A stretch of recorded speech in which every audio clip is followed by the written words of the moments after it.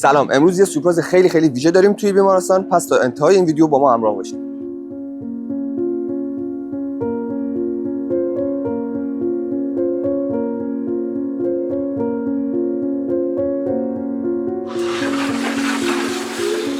سلام، وقتتون بخیر. خسته نباشید. سلام.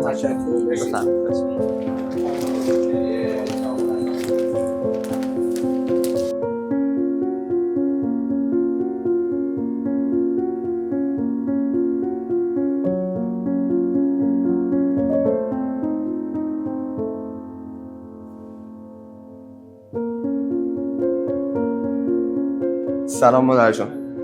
روز مادر رو بهتون تبریک میگیم. از طرف مجموعه محمدی‌ها و یه سری خیریین براتون هدیه ناقابل آوردیم. امیدوارم که همیشه حالتون خوب باشه و سلامت باشین. خدمت شما. می‌کنم تبریک. خواهش می‌کنم.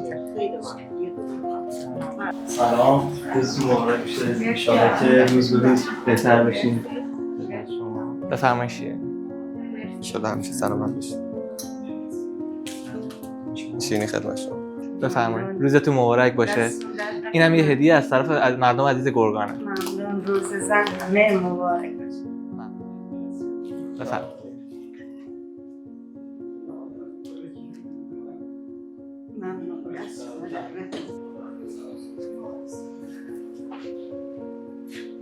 خدمت خانم عزیزم روز مادرت تبریک بدید. مرسی.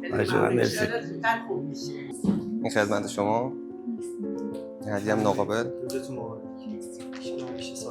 روزتون مبارک باشه. بفرمایید. این یه هدیه از طرف مردم عزیز گرگانه. این هدیه از طرف مردم گرگان.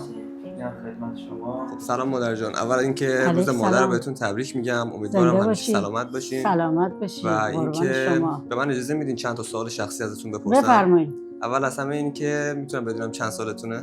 من 78 سال. 52. 25 سالمه. و اینکه چه مدتی که شما دارین با این بیماری دست و پنجه نرم می‌کنین؟ من 2 سالم پر شده، توی 3 ساله که درگیر کنسر هستم. و چه چیزی باعث شده که شما در مقابل این بیماری مقاومت کنین؟ انگیزتون چی بوده؟ چه چیزی باعث ایجاد امید شده در شما؟ خب مطمئن ادامه زندگی دیگه. 2 تا پسرام 2 تا دخترام اگر نبودن واقعا شاید من نبودم. انگیزه ایجاد می‌کنه. همینا باعث شد میومد مادر شما ناراحت هیچی نباش. ما هر وضعی باشه هر کاری بکنیم برای تو کم کردیم. شما خیلی زحمت برای ما کشیدی. از نظر مالی هم تو قصه نخور. ما هستیم. که من آمدم بالاخره بچه‌ها کمک به حال من بودن، دخترها کمک به حال من بودن، پذیرایی منزل.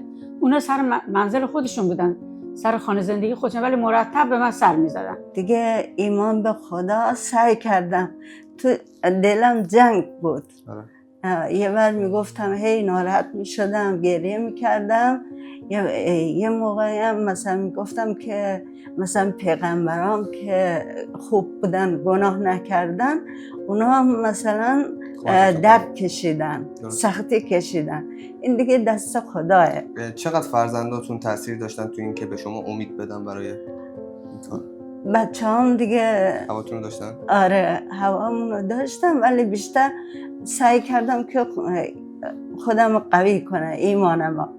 که دیگه اگه بمیرم یا زنده باشم دست خدا. نه دست خدا واقعیته. از طرف خانواده که حمایت معنوی خوبی میشن، ولی خب هزینه ها زیاده دیگه. خودتون هم میدونید این مریضی خیلی هزینه‌اش زیاده. الان در حال حاضر آرزوتون چیه؟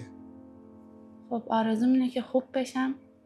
آرزوم هم اینه که مثلا یه کمی از طرف دولت هم حمایت بشین دیگه. بهتون توجه بشه. آره دیگه، مثلا یه آزمایش‌ها و CT اسکن و پت اسکن و اینا هزینه‌اش میلیونیه. مثلا اگه من بگم که شاید اونا که تجربه نکردن نمیدونن چه جوریه، ولی خب مثلا اگه میخوام برم پت اسکن 30 الی 40 میلیون میگن. من اولین آرزو میکنم اینه که تمام مردم دنیا مخصوصا ایرانیا همه صحیح و سالم باشن. دوم اینکه این جوانای ما از نظر کاری، مالی همه چی رونق بگیرن که ما مادرها خیالمون راحت باشه. سلام، حالتون خوبه؟ اول از همه ازتون تشکر میکنم که وقتتون رو در اختیار این بیماران عزیز میذارین و بهشون خدمت میکنین. و میخواستم ازتون سوال کنم که به نظرتون مردم و مسئولین چه کمکی ازشون برمیاد تو این زمینه؟ خب بیمارای ما توی این بخش بیمارای کنسری هستن که از لحاظ مادی، از لحاظ معنوی یعنی روی روانی، از هر لحاظی در نیاز دارن که این کمک بهشون ارائه بشه. مردم مسئولین هم به هر حال مردم خیرین، ما بیشتر روی صحبتمون هست باهاشون که بتونن به این بیمارا بیشتر کمک کنن. مبالغ داروها خیلی افزایش پیدا کرده، یعنی حتی نسبت به چند وقت اخیر خیلی افزایش پیدا کرده. بتونن خیرین کمک بیشتری به اینا داشته باشن که بعداً مسئولین و خیرین فرق نمی‌کنه. فقط قیمت رو یا بیارن پایین یا بهشون کمک کنن که بتونن از لحاظ روحی بعد از که بتونن این هزینه‌ها رو بهشون کمک کنن، اینا از لحاظ روحی هم میتونن امید به زندگیشون بیشتر میشه، طول عمرشون بیشتر میشه. خیلی میتونه به اینا کمک کنه در واقع. خیلی متشکرم، مرسی. خواهش می‌کنم.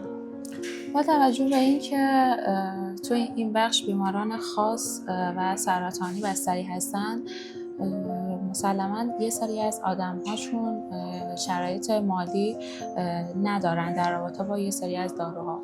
خب یه سری‌ها رو که بیمه بهشون تعلق میگیره و زیر نظر بیمارستان دارن درمان میشن، ولی یه سری‌ها رو متاسفانه بیمه بهشون تعلق نمیگیره و مجبورن آزاد حساب بشه و حتی شاید چندین روز باید بگردن و پیدا کنن داروها رو، اینجور چیزا رو، و بعضی هم به خاطر اینکه شرایط مالی رو ندارن نمیتونن اون داروها رو تهیه کنن متاسفانه. و در رابطه با این مردم چه کمکی میتونن بکنن؟ خب مسلماً خیرین محترم و مردم میتونن حمایتی باشن که بتونن اون داروها رو تهیه کنن و بتونن به درمان چنین بیماری‌هایی کمک کنن. و مسئولین هم میتونن تو این قضیه موثر باشن و کاری ازشون برمیاد. قطعاً اونها هم میتونن در لیست داروهاشون، هزینه‌ها و اینها هم کمک باشن براشون. خیلی متشکرم، مرسی. خب خیلی ممنونم که تا اینجا برنامه ما رو همراهی کردین. از فروشگاه‌ها، مجموعه‌ها و تمامی مردمی که تو این برنامه به ما کمک کردن تشکر می‌کنم. امیدوارم که حواستون بیشتر به این بیماران خاص، به ویژه بیماران سرطانی باشه. همه با هم با مدیا. خدا نگهدار.